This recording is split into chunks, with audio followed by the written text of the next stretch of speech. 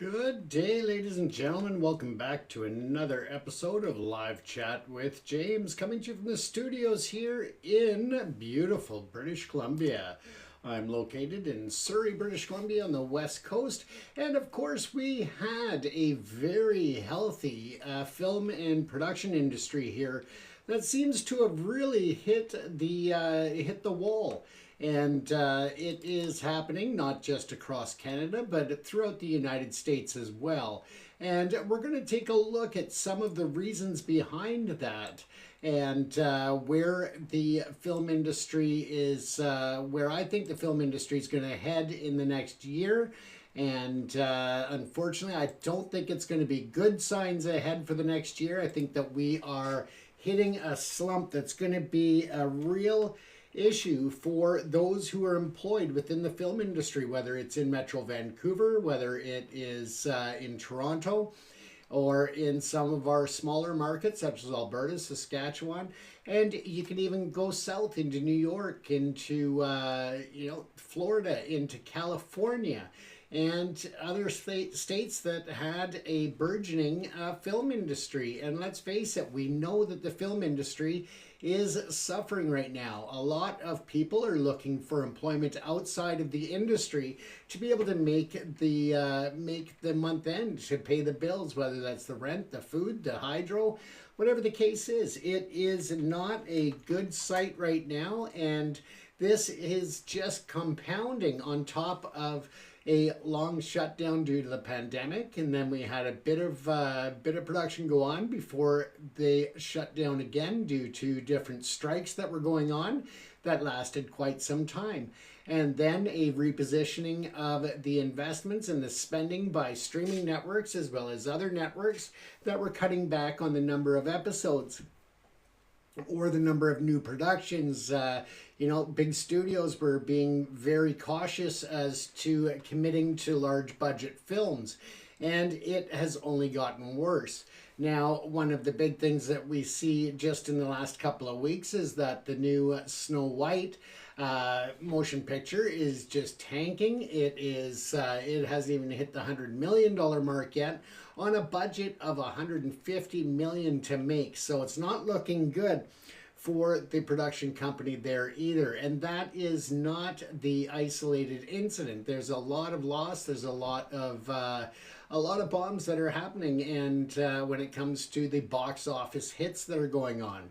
Now, some people would say, but they have streaming services and such, but let's face it, the streaming services are not bringing in the revenue to the production houses that they used to, that, the old pay TV did on the cable box and things like that.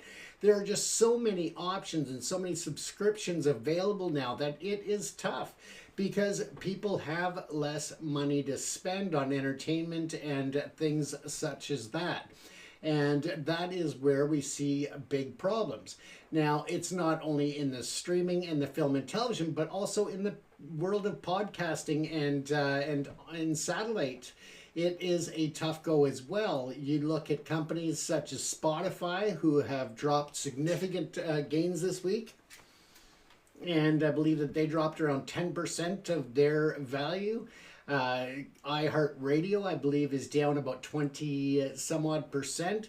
Again, huge hits for the entertainment industry, whether it is podcasting, streaming, or traditional television, cable, and theater box office releases. So it is a tough go right now, and a lot of people are left in the wind just trying to figure out how to pay the bills that traditionally would be working quite extensive hours on film and television production. It is a hard one. After several years of challenges that we've already been through, now we're facing the international tariffs and different geopolitical situations around the world. That is another tough sell, because a lot of the investments that come into motion picture and streaming programs, a lot of that also comes from international investors, and they have less confidence in the US markets or in international markets and are less likely to put money overseas. It is a sad reality, but that is where we are. You know, we just see it going on, and it is. I don't think it's going to end anytime soon. I think we're looking at another rough year ahead. I think that for anybody that can hang in there for that year, I think that it will bounce back, but nowhere near budgets and the number of productions going. But I think it will get better. But again, I don't think it's going to happen over the next year. It's going to be tough, and I think that we need to brace for that. You also have Disney, who's going to be hit by the crisis of tourism. Tourism dollars are reduced, and if you look at the United States right now, an average monthly loss at a 35% reduction of tourism is costing the U.S. economy about $6.22 billion per month. And that is a massive hit to the U.S. economy and the U.S. tourism industry. And no matter how you slice it, there are a lot of jobs that are on the line. People are suffering and they are upset. They are scared and they are not going to be spending the money where they traditionally would. And that includes, unfortunately, the high cost of the box office when you go to see a show in a theater. The cost between admission and popcorn and drinks. I mean, it is an expensive night out if you're looking at taking a family. And that has also been a big disruptor when it came to the box office revenue. Now, of course, we already talked about the pandemic and the widespread lockdowns that already hit them hard, and they were struggling to recover, and it just is not getting any better. Now, when you had the all the shutdowns, whether it was the strikes or the pandemic or anything else, a lot of productions were also delayed, and that interrupted the pipeline of new releases. With that, it also interrupted the flow of the pipeline of your favorite regular episodic shows, such as, you know, whether it's Chicago Fire, The Good Doctor, or, you know, I don't know if that one actually, I won't say that one, but I'm not sure if they were on the air at that time or they came after. But regardless, anyway, a lot of the shows that were in production had to stop, and then they had to pick up again afterwards. Now, what happened is that some of the productions, whether that was motion picture or television, just had to be shelved, or they had to shuffle characters because they leads had other commitments that they weren't able to just come back after the strike or after the pandemic and say, okay, let's continue on as usual. They were contractually obligated to other projects by that time because they had anticipated that season or that motion picture to have already been wrapped and long behind them in the rearview mirror, and that didn't happen. So again, it caused some problems there. Now, when you look at some of the increases over the last several years since the pandemic, of course, in 2022. There was a significant improvement driven by blockbusters such as Barbie and Oppenheimer, but global and North American box office totals still lagged behind the 2019 figures. And again, that contributes to the pipeline being reduced for future releases. Now, excuse me. As I said, 2024, the start of it saw, some restoring of the industry, not a bad pace, but not, anything great. But that was also attributed to the fewer major releases, again, by the production delays caused by the Hollywood strikes. Now, the strikes themselves were, ones that were necessary, and I'm not blaming the strikes at all. I'm just saying that they are a realistic factor in here. So I'm not putting blame on them. I'm just bringing it up that this is a realistic factor in it. And that was the Writers Guild of America and the Screen Actors Guild, SAG-AFTRA, and that halted not only productions across the U.S., but here in Canada. Canadian productions definitely continued, but they are smaller budget and they are much less than what we see in terms of the bigger budgets that come in for Netflix, for CBS, for ABC Disney, for Fox, for HBO.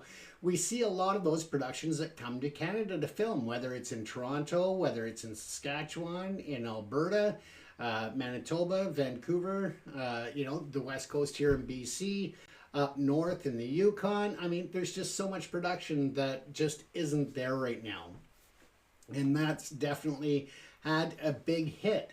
And then when you look at smaller factors in the Metro Vancouver market, you had the sale of the CW, and was it the CW, the WB? No, the CW. And of course, with the sale of them, the studio there and their new ownership decided to change direction somewhat and go to more sporting and more reality-based programming. And that, of course, eliminated a lot of the programs that were being filmed regularly in Vancouver as seasons went on. So again, it is just a very big question mark when it comes to the success, or failure of the industry right now as a whole. And it is not, it's not looking any better. As I said, I don't think it's going to improve over the next year. Now, of course, we know that the release date shifts. Many of the films scheduled for 2023 and 2024 were pushed back. And then again, that created the gaps in the release calendar and reduced the potential box office revenue for these periods to an already struggling theater and motion picture industry. And so again, that lack of revenue coming in plays a big role. And then, you have the strikes had a broad economic impact on the industry, but not just on the film and television industry. There are a lot of related businesses that service those industries, whether it's the catering companies, it is the lumber and the building supply centers that they would purchase their set building materials from, and so forth. So again, it does have a spin-off into the economy when you look at the billions of dollars a year that are spent on creating entertainment programming. Now, you look at the streaming services that generate substantial subscription revenue. That doesn't always replace the lost high margin box office revenue and subsequent home entertainment sales for the individual films. When you look at some of the production companies, they are not always big blockbuster production companies that are producing these. They may be in partnership with Warner Brothers or with Disney or any of the big boys. But at the end of the day, it's it's a pie and it's being split up in so many different ways. And there's less of that pie. Excuse me, sorry about that, folks. There's less of that pie to go around. So it is definitely a problem. Now, you also have to look at what they're calling the cannibalization concerns. And that's easy access to films on the streaming platforms, sometimes shortly after the theatrical release.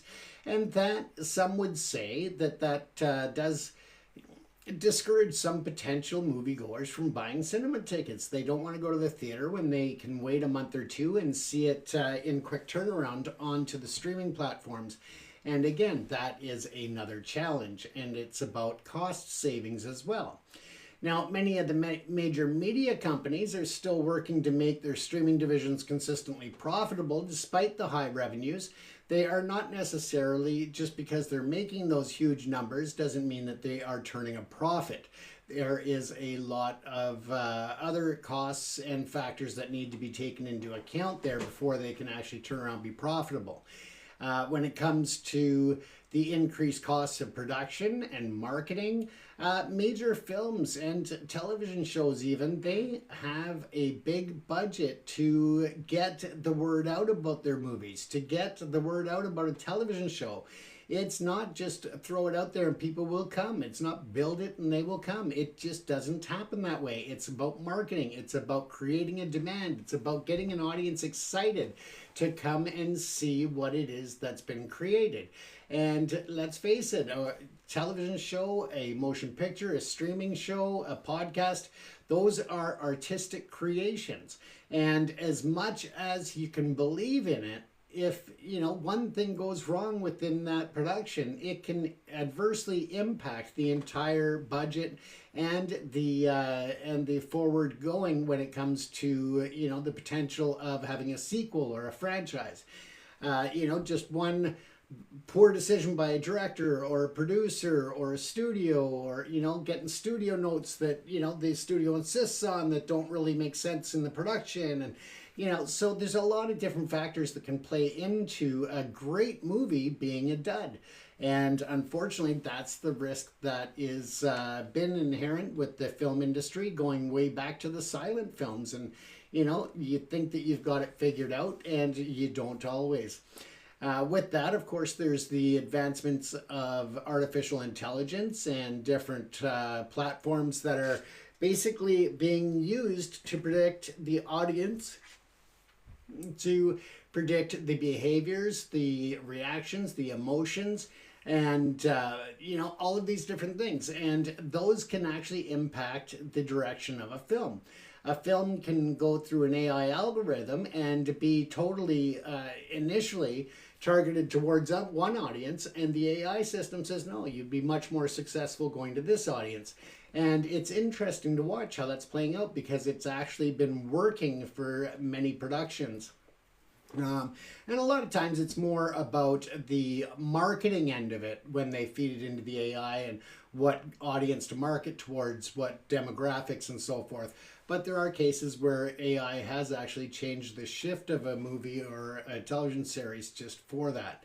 But again, so have directors or producers when they come on board and made changes. So it's one of those things in the industry that is the norm. But again, with all of these other challenges that are being faced within the film and television production industry, it's harder and harder for the big production companies to take those risks and to be looking at these budgets of $100, $200, $300 million to produce something when there is not the, I hate to say guarantee, but there isn't any type of buffer zone that they have anymore in terms of success or just breaking even. It seems to be a very, very fickle industry, and it's a tough one right now because things are changing. You can take a year or 2 years between pre-production and post-production, in that whole line. And, you can even go prior to pre-production, you can even go backwards to getting a script greenlit or a project greenlit, which means the studio is making some type of commitment, whether it's buying a pilot episode of a series, or a motion picture or a proof of concept. These different things in the film industry they are challenging. And of course, again, with international markets and the geopolitical situations, it's going to be tougher to bring in the international investors at this time as well. Now, of course, the current situation with the U.S. stock market is also another contributing factor that's been very recent. And with the major losses that are being felt by all companies in the markets, essentially, it is getting even tougher. The valuation of companies are tanking. And it's not just the tech companies like Intel or Nvidia or, Tesla or SpaceX. There are just major drops in airline stocks, in Disney, entertainment, amusement, chains, all of that. It's all suffering right now, and that again is going to be a big concern going forward, trying to help to see the film and television industry recover. Again, it's not going to be an easy year ahead. And it could be even longer, but I would personally predict it's probably about a year that we're looking at a really tough one, and then we'll start to climb out of it in the entertainment industry, and that's going to be tough for so many people. I know I just paid my union dues for as a member, apprentice member of the Union of BC Performers, part of ACTRA. And yeah, I mean, it's a small amount that you pay for your union dues at the start of the year, or after the first quarter. But there are people out there that is even a struggle right now, and we'll have to watch and see how the unions make out with their renewals, because that's going to also be a good indicator as to where the industry is and where people are at. How many people are leaving the industry right now to find more secure or more dependable income, and that's going to be tough, because once they're gone, it's going to be a challenge to get them back. And that is something that a lot of people don't think about, is the long hours that the crews and the support staff and everybody else, even the actors, the background workers, the sound, just everybody involved in the production works long hours. Sometimes there's short turnarounds, so you're going 5-6 days a week, 12 to 14 hours a day, plus your travel time, and all of that. So it is not an easy industry to work in. A lot of people think film and television, that everybody's rich in that industry, but it's not. There's the majority of people are making a living wage, and some of them aren't even making that. So again, it's not that the industry. It's not that the industry can't afford to make sure everybody's at least at a living wage, but that's just the way the industry has worked, and they're making slow gains when it comes to PAs and others. But again, it's just very difficult for those people to get into the industry and to move up sometimes when we are facing such a downhill battle right now. And an uphill battle right now. I wish it was going down, that we were on a downhill, because that means things would be good and we're just kind of slowing a bit. But no, we are in a very deep gully, and we have got a long way to go before we even start reclimbing that hill. So it is tough. But the overall financial health picture is complex, as growth in the areas such as streaming coexists with challenges in traditional theater models. We're going to have to watch and see. Again, we're not going to see as much foreign investment over the next year. And it's also a matter of certain productions that go out of country or into the U.S. to film, with ICE raids and the immigration issues and the detainments, sometimes arbitrary detainments by ICE, have also given concern to actors that may be of foreign citizenship. So when they fly into the U.S., some of those actors and those crew members are nervous about going to the U.S. to film as well. So again, that's another contributing factor into the demise of the film and production industry at this point. And again, it's been all of these different factors over the last several years that have contributed to that, combined with the stock market crashes and the reduced revenues, people are tightening their wallets, they're not going to the theater. So again, all of these things that contribute to the reduction of the budgets and the money that's being spent on these whether it's all these subscriptions for streaming services, people are cutting back, and they have to. It's not easy with the recession approaching potentially, but even with just the general interest rates being so high over the past several years, it has had a large impact on the consumers of entertainment. So again, when you look at, I said earlier, when you even look at streaming, for podcasts, I mean, you're looking at Spotify's down about 10%. You've got iHeartRadio over 20% drop in valuation in the markets. And yeah, it's tough for these companies to rationalize putting out money for big productions when they are just trying to, like everybody else, trying to keep afloat. And some people may find that hard to believe. But again, they may be dealing in the millions or billions of dollars, but they also have the expenditures that are up at that level if they don't have revenue coming in.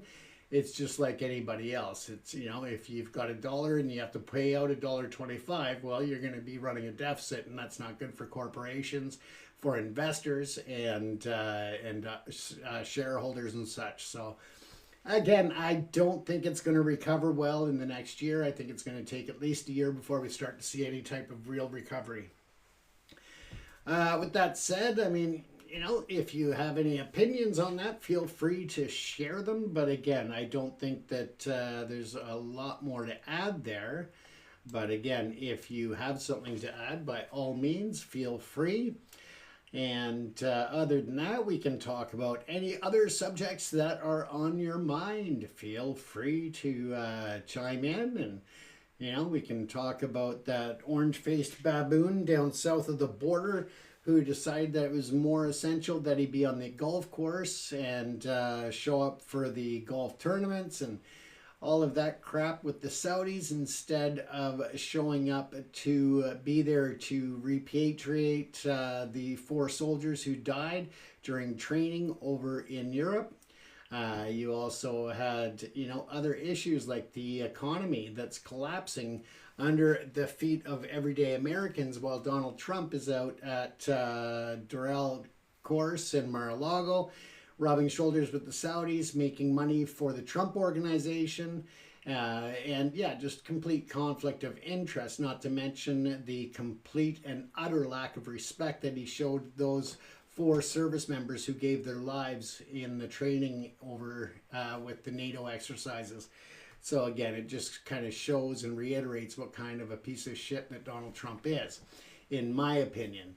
And again, when you look at other influencing factors globally, whether it's film or any other market, again, it's all about the stability, the reliability, and the credibility. And now that Elon Musk is facing potential ramifications for election interference and other misinformation that he has spread through X, through his personal comments and other areas, it is, you know, it's looking like he could face some major penalties and fines as a result. But again, we'll have to watch and see how that plays out, if they are actually going to go ahead and take steps to penalize him for that, or if they are just going to brush it aside and let it go.